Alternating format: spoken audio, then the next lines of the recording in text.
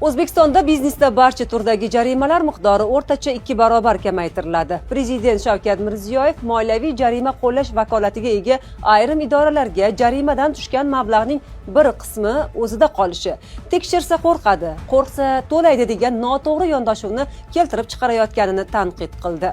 Shu bois biznesda barcha turdagi jarimalar miqdori o'rtacha 2 barobar kamaytiriladi. Davlat korxonalari xarid qilgan tovarlar bo'yicha tadbirkorning zaklad pulini qaytarish avtomatlashtiriladi. Shuningdek, 2027-yildan tadbirkorlar va davlat o'rtasidagi nizolarda tadbirkorning haqlilik prezumpsiyasi joriy etiladi. Tadbirkorning aybi sudda isbotlanmaguncha u aybsiz hisoblanadi va unga jarima yoki boshqa ta'sir chorasi qo'llanilmaydi. Bundan tashqari, birinchi xato uchun ogohlantirish qoidasi joriy etiladi. Birinchi bor qoida buzgan va odamlar hayoti, sog'lig'i yoki mulkiga zarar yetkazmagan tadbirkorga kamchilikni bartaraf etish uchun 10 kun beriladi.